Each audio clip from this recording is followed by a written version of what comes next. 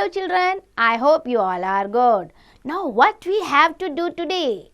In the GK, we are going to study chapter number 12 and the name of the chapter is National, then Leaders of India. कितनी खुशी होती है ना India word सुनते ही.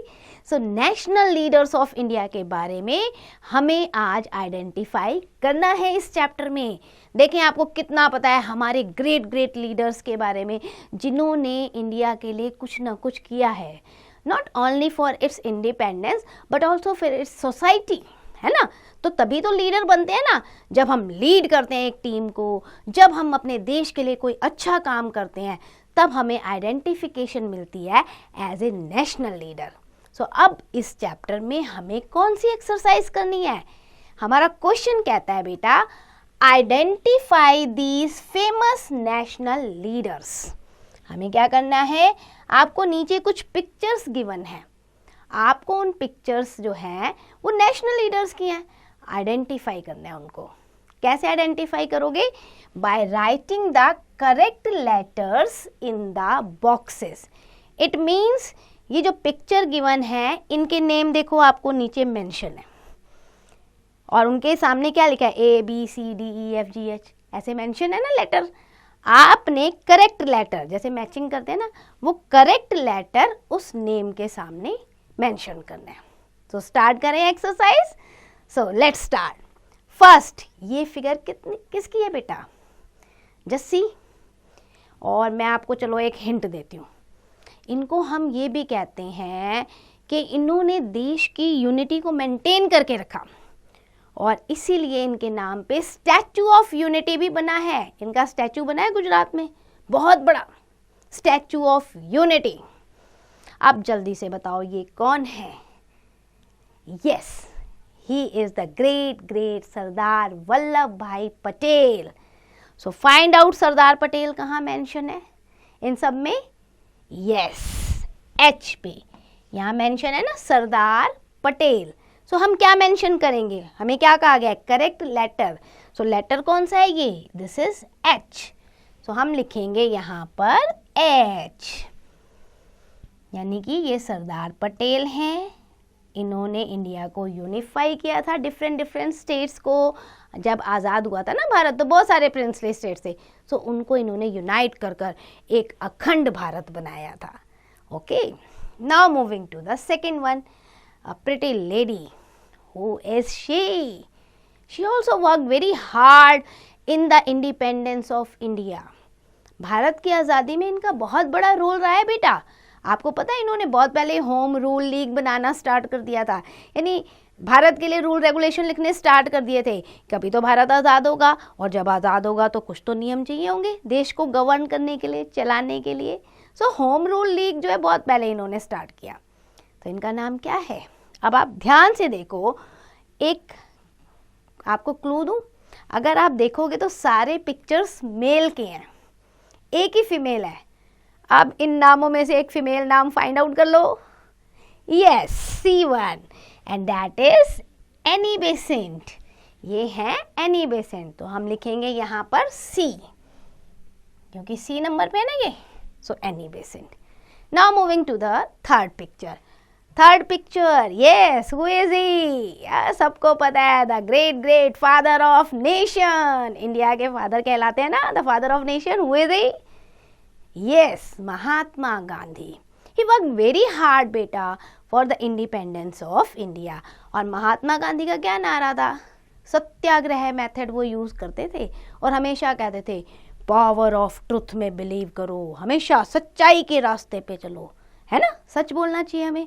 और दूसरा, हमेशा नॉन वायलेंस, इसको एक्सेप्ट करो, यानी कि अहिंसा, किसी से लड़ाई मारपीट नहीं करनी है, हमेशा प्यार से बोलना है. So he is the father of nation, Mahatma Gandhi. अब महात्मा गांधी कौन से नंबर पे है? F नंबर पे. सो हम यहाँ पे F नंबर मेंशन करेंगे थर्ड पे, F. ओके, आते हैं अब फोर्थ फिगर पे. अब ये फोर्थ फिगर किसकी है? बहुत ध्यान से देखो, आप पहचान जाओगे. चलो क्लू दूं मैं आपको, क्लू देती हूँ मैं आपको. इन्होंने स्लोगन दिया था, स्लोगन था तुम मुझे खून दो मैं तुम्हें आज़ादी दूंगा, दिल्ली चलो। और इन्होंने अपनी आर्मी बना दी थी अंग्रेजों के खिलाफ, इंडियन नेशनल आर्मी, जिसे हिंदी में आज़ाद हिंद फौज कहा जाता है। और आप बिलीव करोगे बेटा, उस आर्मी ने बिल्कुल ब्रिटिशर्स के साथ, कहते हैं ना, लड़ाई बराबर की कर दी। और एक समय ऐसा आ गया था, लगता था कि बस इनकी आर्मी जीत ही जाएगी, ब्रिटिशर्स को भगा ही देगी इंडिया से और हम आज़ाद हो जाएंगे। ठीक है, तो इन्होंने भी आज़ादी में बहुत योगदान दिया है। तो ये हैं हमारे नेताजी। अब देख लो, मैंने बता दिया इन्हें नेताजी भी कहा जाता है, ये टाइटल मिला हुआ है। तो नेताजी कौन है? यस, ई नंबर पे आप देखो, सुभाष चंद्र बोस। तो यहाँ हम मेंशन करेंगे ई। ओके, अब आते हैं फिफ्थ पिक्चर पे। फिफ्थ हमारे ये कौन है? इन्होंने भी हमारी आज़ादी संग्राम में ना, कहते हैं ना, आज़ादी की लड़ाई में बहुत बड़ा योगदान दिया है। कौन है ये बताओ? Yes, Abul Kalam Azad, D number.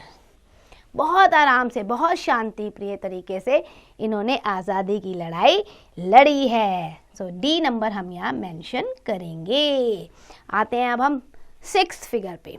अब देखो ये कौन है? अच्छा, इनकी टोपी से आपको पता चल जाएगा कि ये महाराष्ट्र से रिलेटेड कोई फिगर है। इनका भी क्लू मैं आपको देती हूँ। इन्होंने एक ना स्लोगन दिया था बेटा, Swaraj is my birth right and I shall have achieve it. ये क्या कहते थे अंग्रेजों को और लोगों को पता है? इंग्लिश में तो मैंने बताया आपको, कहते थे स्वराज यानी कि आज़ादी मेरा जन्मसिद्ध अधिकार है और इसको मैं लेकर रहूँगा, मैं गुलाम नहीं मरूंगा, लेकर रहूँगा, लड़ूंगा आज़ादी के लिए। और इन्होंने भी आज़ादी की लड़ाई लड़ी। यस, ही इज बाल गंगाधर तिलक। सो बी, वाह, इनका तो नेम भी बी से ही स्टार्ट होता है, तो हम यहाँ पे मेंशन करेंगे बी। अब आते हैं हम सेवेंथ फिगर पे। ऐसे, पूरा ऐसे है ना। Who is he? The famous young leader. आज भी यंगस्टर्स के बीच में ये हीरो हैं।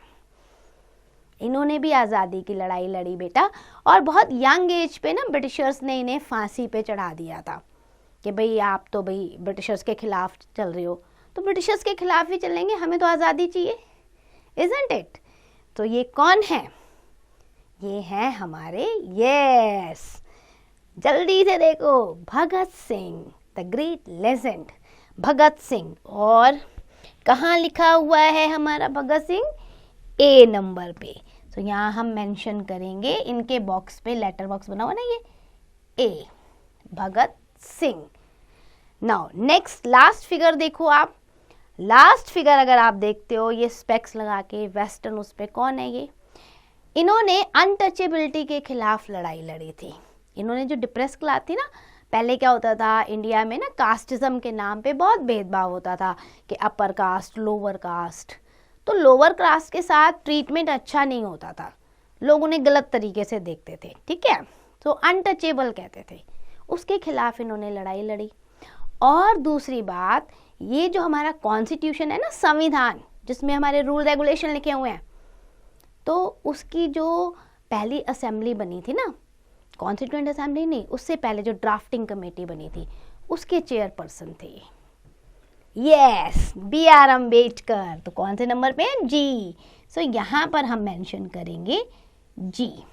Okay, now moving to the know it. The Indian freedom struggle continued for a long period and it saw many famous events। आपको पता ही है बेटा, बहुत लंबे समय तक हमने आज़ादी की लड़ाई लड़ी है, कोई 1-2 साल की लड़ाई नहीं थी, बहुत लंबे समय की लड़ाई थी। और इस लड़ाई में बहुत सारे इवेंट्स हुए, बहुत सारे इंसिडेंट्स हुए जो हम भी चाहते हैं आपको पता चले। फॉर एग्जाम्पल, हमारा नॉन कोऑपरेशन मूवमेंट हुआ, असहयोग आंदोलन गांधी जी ने चलाया था, CDM हुआ, हमारा civil disobedience movement, quit India movement. ये बड़े बड़े मूवमेंट थे जिसमें पूरा, कहते हैं ना, मास पार्टिसिपेशन, इंडिया के मोस्टली लोगों ने पार्टिसिपेट किया, यूनाइट होकर पार्टिसिपेट किया कि अब हमें अंग्रेजों को बाहर निकालना है और आज़ादी लेकर रहनी है। और यही कारण था कि इतने सारे इवेंट्स और इतना मास पार्टिसिपेशन और इतने ग्रेट लीडर होने के कारण इंडिया को 1947 में जाके इंडिपेंडेंस मिली. So we got our independence 15 August 1947. तो अब आपको क्या करना है, आपको प्राउड तो फील करना ही है इन लीडर्स पे, साथ साथ इन लीडर्स को रिकॉग्नाइज करना है, याद करना है और इनके बारे में पढ़ना भी है.